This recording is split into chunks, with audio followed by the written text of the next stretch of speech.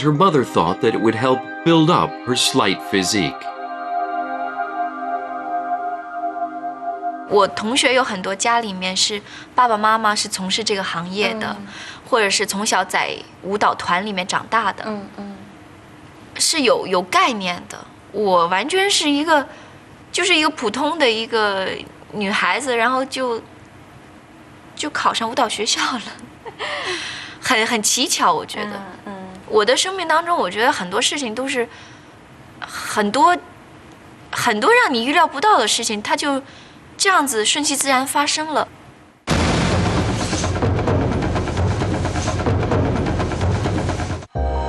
This June, embark upon a journey through the stunning diversity of our planet on the National Geographic Channel. Maximum security. With minimum protection. It is a shark tank. There is no fish out there. Get access to a locked-up world in the premiere of Survival of the Meanest. If you are in the warned area, prepare for damaging winds. They're armed with the latest technology, filming nature on the rampage. God, so close. Come with our Storm Raiders and crash inside the turbulent world in an all-new showcase of Tornado Intercept.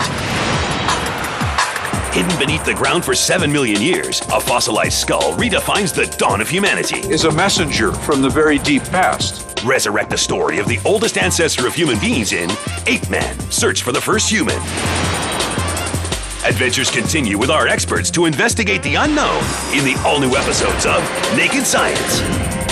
Feed your curiosity all this June, only on the National Geographic Channel. We're gonna rock this beat. We're gonna do the kind of party how we need The new W810i Walkman phone. Sony Ericsson.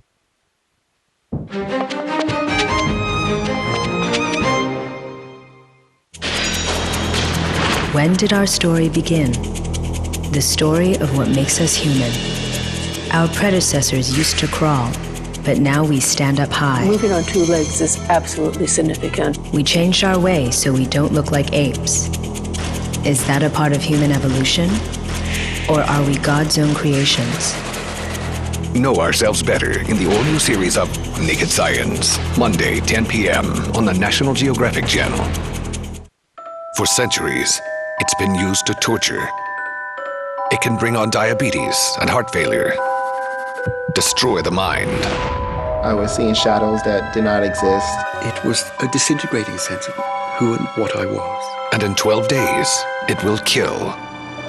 Explorations powered by Duracell presents an eye-opening look at sleep deprivation. I'm actually really tired. Shattered, Sunday at 7 on the National Geographic Channel.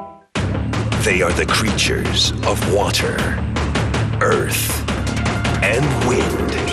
But combined, they set the animal kingdom on fire.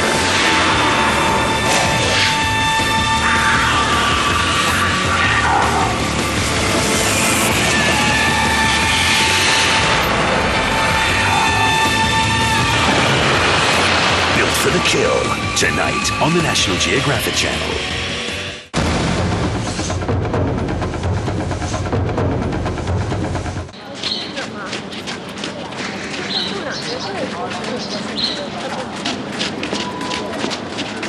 The day starts at 6:30 a.m. Exercises start immediately. Students must show initiative.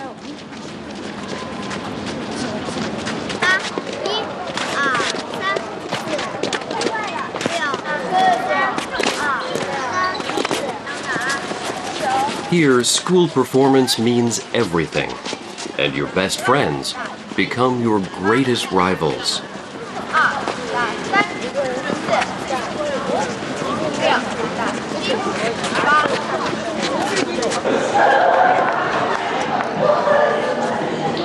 Classes begin at 8 a.m.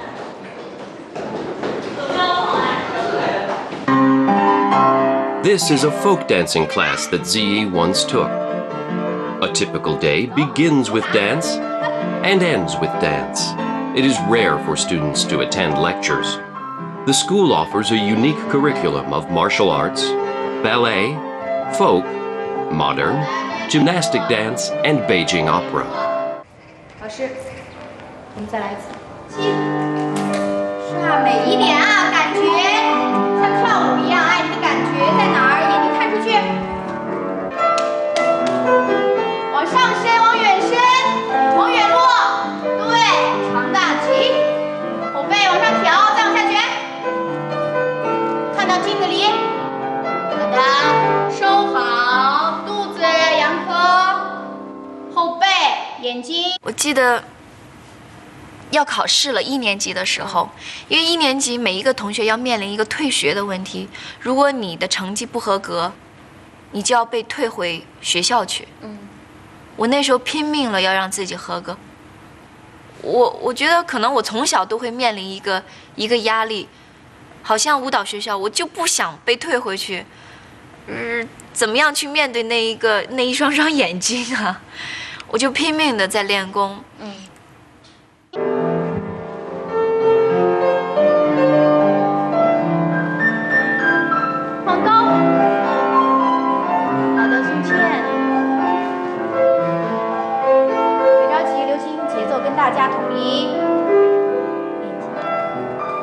Chinese dance requires exceptional flexibility, right down to the fingertips.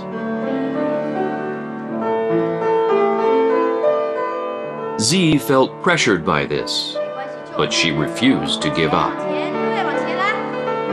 She didn't want to disappoint her parents who had sent her to this school. And so Z devoted herself to daily practice.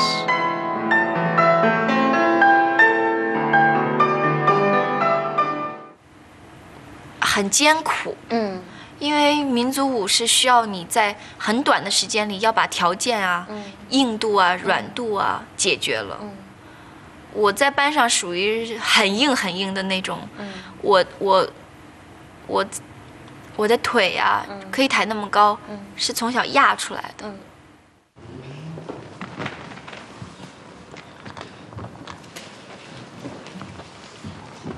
Physical flexibility is crucial in becoming a professional dancer.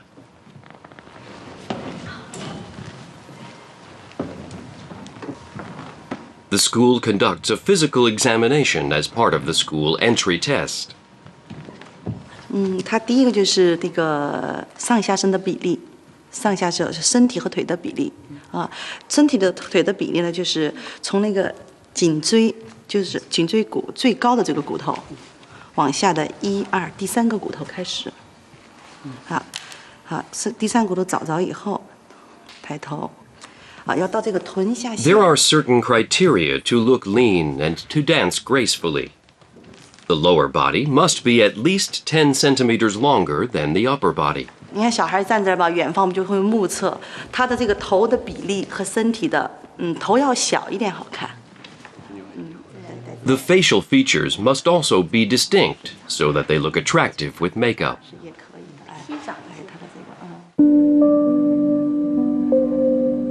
At age 16, during Ziyi's final year at the academy, an unexpected opportunity presented itself. The goal of the students at the dance academy is to compete in a nationwide student dance competition. If they're selected from the academy to enter the competition and rank highly, they can launch a career in dance. Ziyi, like others, practiced long and hard.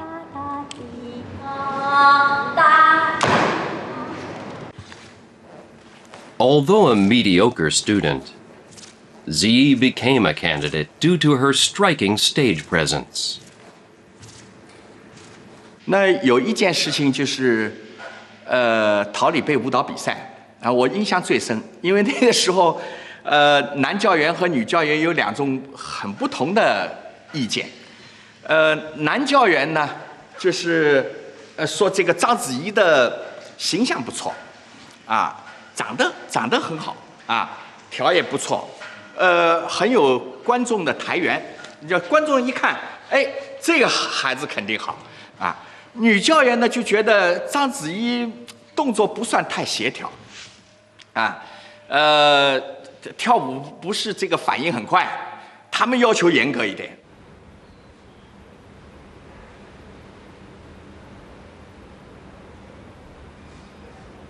对，讲实话，我跳舞真的是我是完全找不到自信的，因为你知道那样的一个环境里面，你可能就是这样一个水平，但是比你好的同学要多得多，比你先天性，比如说对于舞蹈感觉啊，对于身体的那种协调力啊，比你强的人多的是。我在班上，我永远找不到自己的位置。我总觉得我做不了最好的，我很努力去做，但是我的能力或者是我就不是干这一行的，可能我也会跳，但是我永远跳不过更会跳的同学，对。然后我在班上，说老实话，我的水平也就是中等吧这样子，但是我们学校老师给我很多机会，好像去参加比赛呀，他们都给我机会。Although she knew the limits of her talent, she was chosen as a candidate. However, Ziyi faced a dilemma.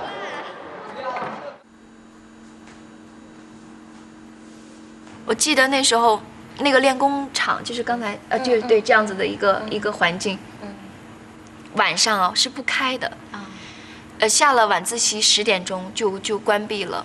我自己偷偷的请老师帮我给他开，我不可以开灯。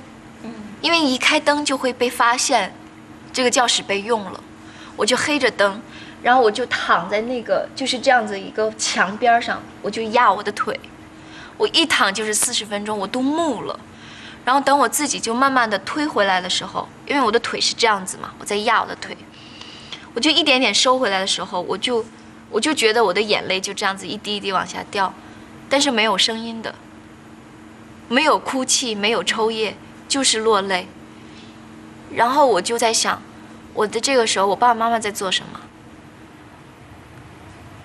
我就觉得，为什么我过不了正常孩子的生活，我要受这样的苦？但是我没有选择。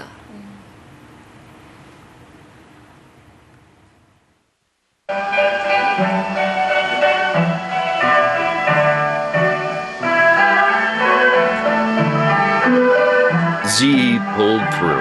She was chosen as a school representative in the competition.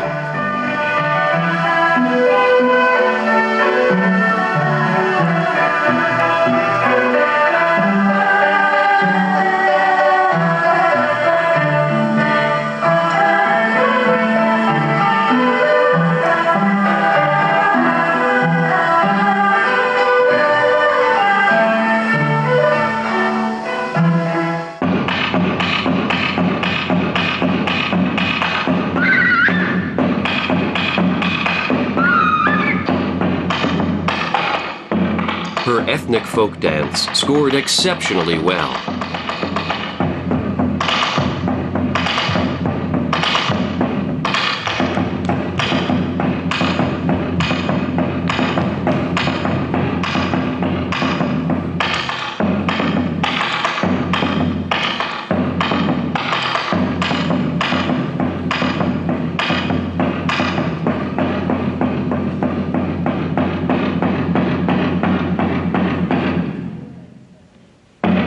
Selected students from across the country competed at this event. Ziyi was named one of China's top dancers.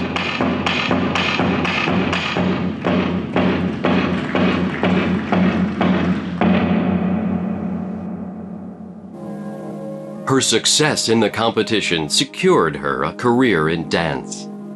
However, Ziyi embarked on another path.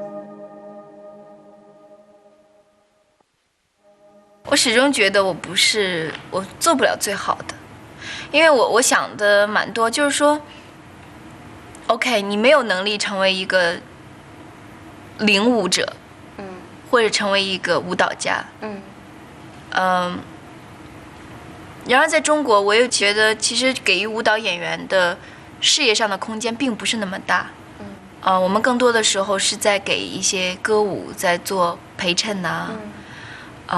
在做一些商业性的演出啊，这个都不是我很想去做的，所以我就想，哎呀，关键还是觉得我跳舞找不着感觉，我跳舞找不到自己，我找不到自身的价值在哪里。对，我想其实舞蹈学校给我带来的不仅仅只是说，之后大家看到哦，卧虎藏龙我可以打啊，我可以旋转呐，我可以做很漂亮的动作，很可贵。我觉得它锻炼我一种意志，锻炼我一种吃苦耐劳的精神。对，我觉得，但是，怎么说呢？就是说，这是一个必经之路。没有什么时候你都是那么顺畅的，所以我从小都有一种，就是说我面对困难的时候，我怎么样去面对它。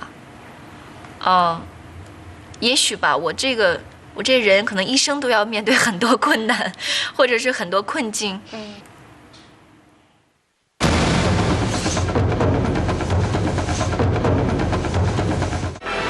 The time has come when men will turn into warriors to battle it out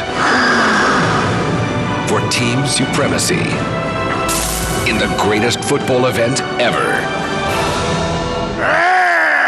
From the history of football to Germany's World Cup stadiums, National Geographic will take you further into the game. So kick off your football mania with Planet Football, tonight at 9 on the National Geographic Channel. Da da da da da da da da da. Brought to you by Samsung. This June promises to excite and entertain. What do you think? As extreme adventures await on A1. Hit the road of no return to the harshest place on Earth. The environment is trying to kill you. Risk limb or life to satisfy an extreme addiction. Step into the danger zone. One man, one compass, one mission. I want to make the first unsupported traverse of the continent. Will he be able to make it? I'm out of breath. Join John Muir alone across Australia.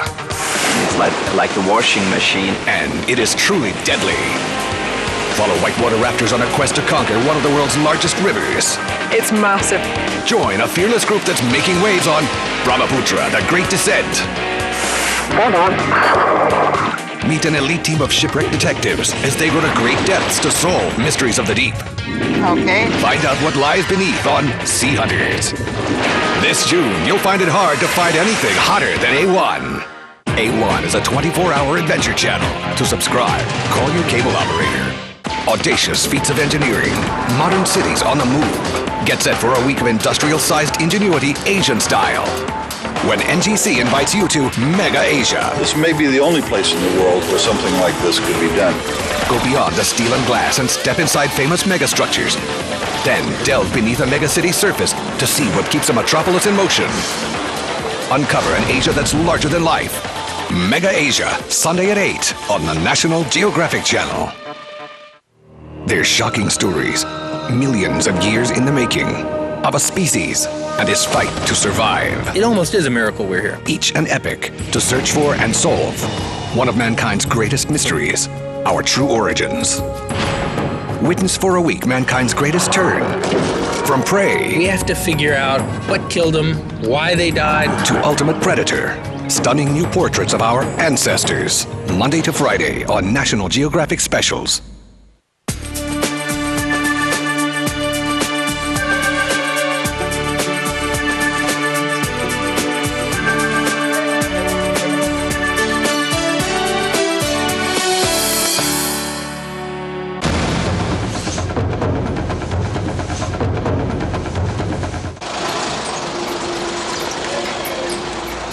To test new waters, Ziyi decided to join the China Central Drama College.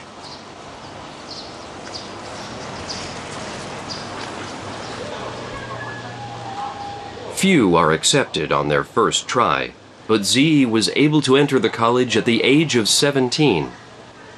But little did she know then that her young age would prove to be a handicap.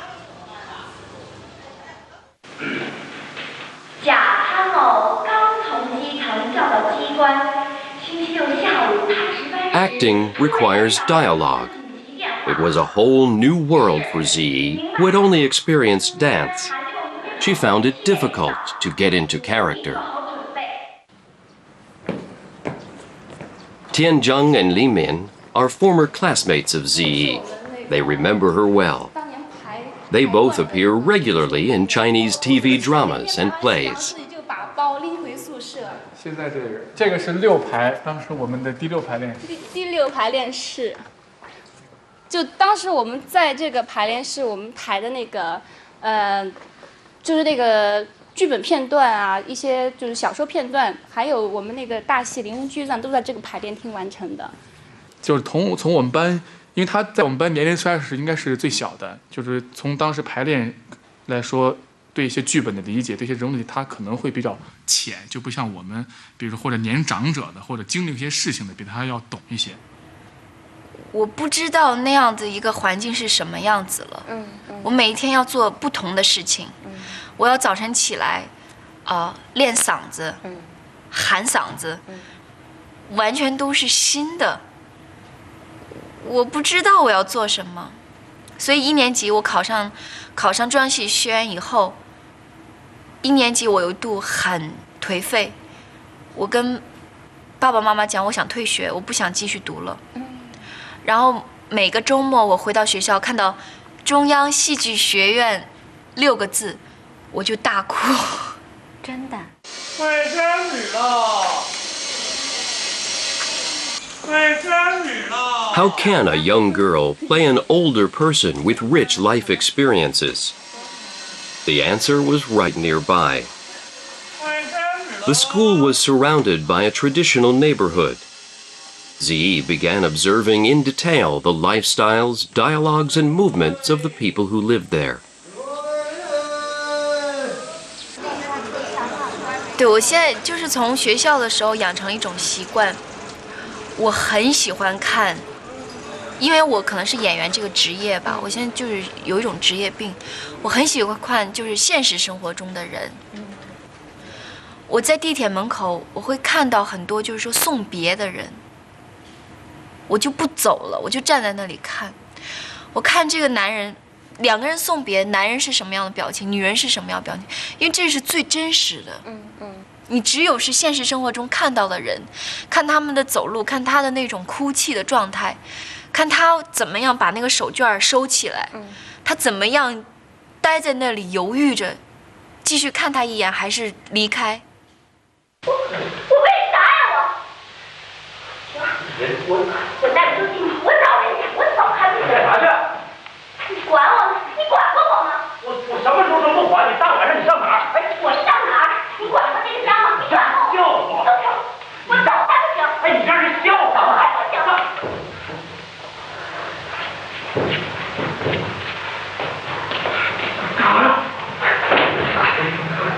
他只要是去演这个角色，他会全身心的投入，我觉得这是非常可贵的。那会儿还记得我们排一个段子叫《大荒漠》，然后呢，他演一个嫂子，那很多演员可能哭着跑下场，因为已经下场了，那你可能就已经这个戏演完了。可是他哭着跑下场的时候，他已经忘记了他是在演戏了。他一下子跑出去，他就是也是在排练厅。你跑出这个框的时候，外面还有一个就是这个窗。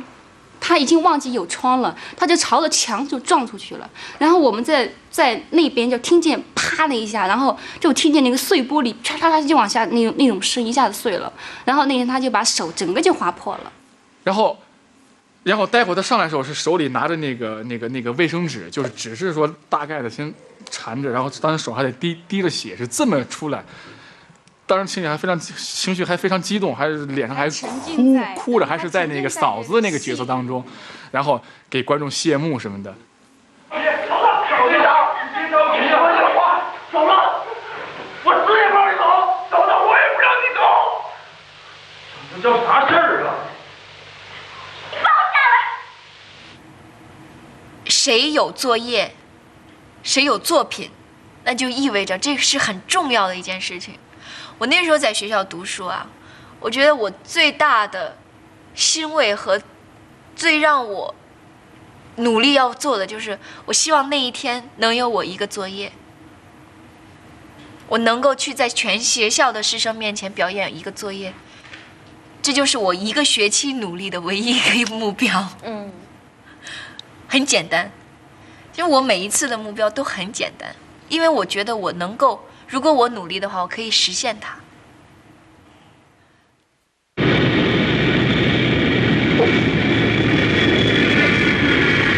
Ziyi, now popular not just in China but throughout Asia, starts work on her first Japanese film.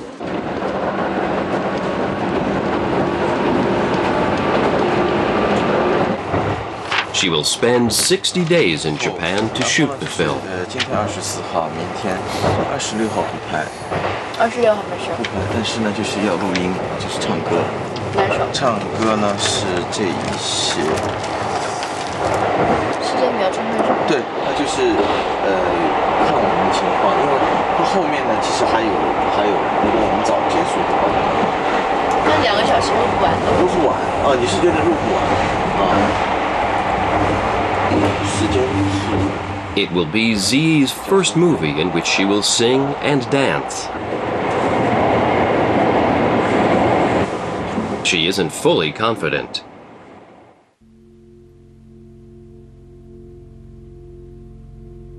The film, Operetta Tanuki Goten, or Princess Raccoon, is based on an old folk legend.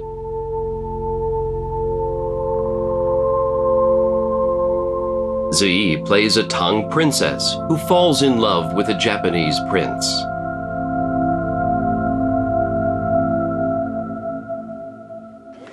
The director is octogenarian Seijun Suzuki, a director known for his unique sense of beauty. This is his first movie in 3 years, and Suzuki plans to create an extravagant film full of surprises. Suzuki chose Zhang Ziyi to star as Princess Raccoon. まあだからいわゆるスターの元あれは要素は全部持ってますよね。まあロダやまあべっぴんさんだしね、それからまあ勘がいいしね、それからまあアクションっていうのかな、動作が非常にしなやかだとかね、そういうなんか大女優としての素質を全て備えてるからね、まあこっちが何を言ったってうまくこうね適応してくれるんだよね。Seijun Suzuki will combine high-resolution footage with computer graphics throughout the film, creating an entirely new form of entertainment.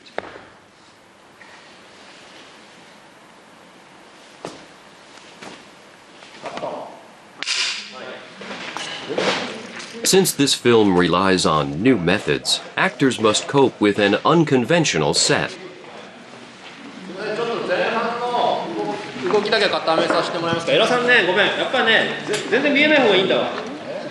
Today, there are no buildings or background props. Ziyi has to act against a blue screen used for computer-generated scenes. She has to rely purely on her imagination to perform.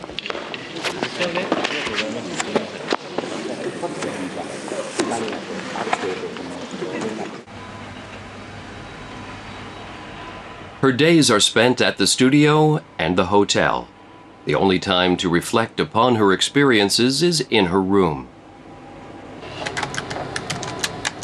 Ziyi has kept a diary of her 2 months in a country new to her. 期待的眼神，信任的目光，一种无形的力量推动着我，努力往前走。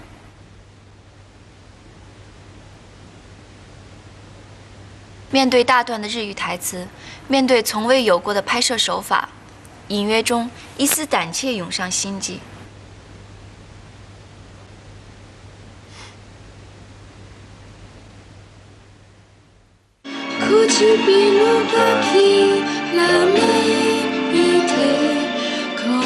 Ziyi begins practicing the Japanese songs with her translator.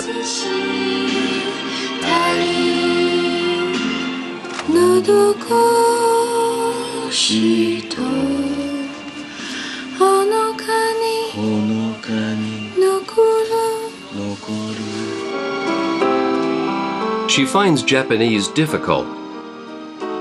She rewrites the lyrics with letters and Chinese characters and memorizes them phonetically.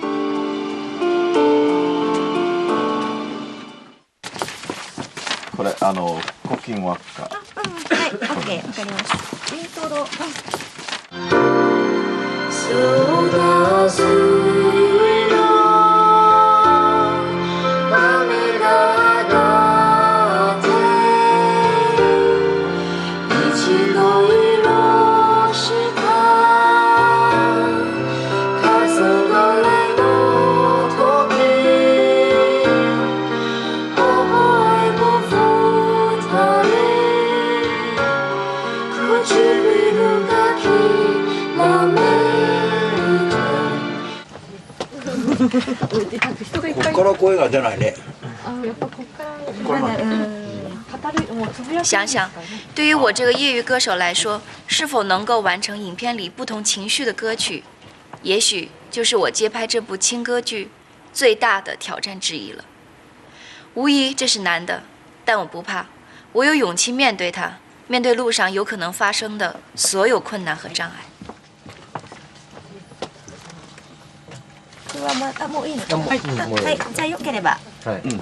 好，那么我们再试一次。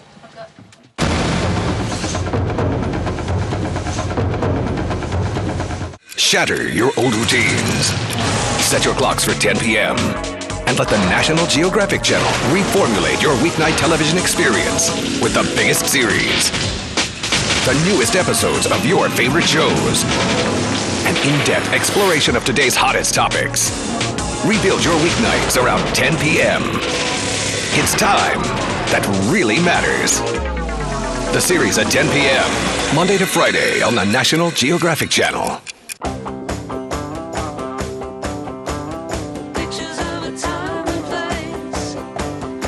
The HP Pavilion Media Center PCM7388HK, powered by the Intel Pentium D processor with dual-core processing, and the HP PhotoSmart 3310 all-in-one. Edit, organize, and wirelessly print brilliant 4x6 color photos in about 14 seconds. Brilliant meets simple.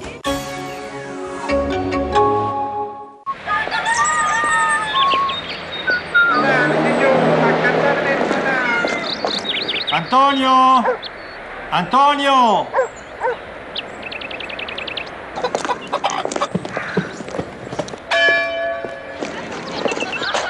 Giuseppe! Giuseppe!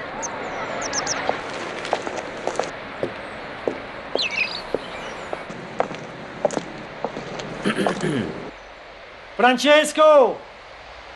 Francesco! Francesco!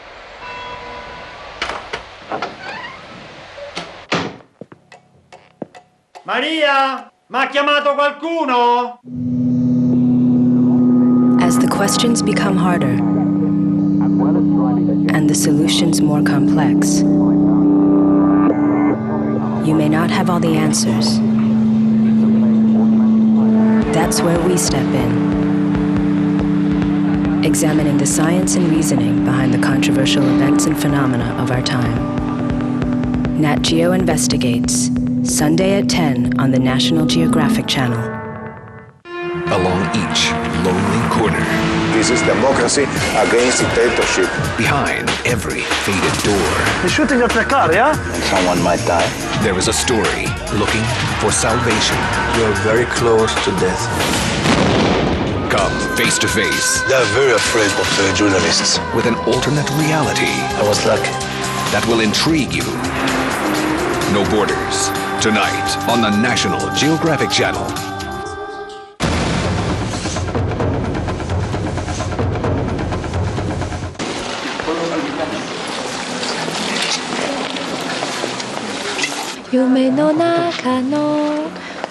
Dream in my dream. Yeah. おじさまのおじさまの哦，那个夢の中のおじさまに出会うため。为了见为了这个王子对着见他啊。那我要看他演，其实啊。Memorizing the lyrics is not enough. She needs to truly understand them to act.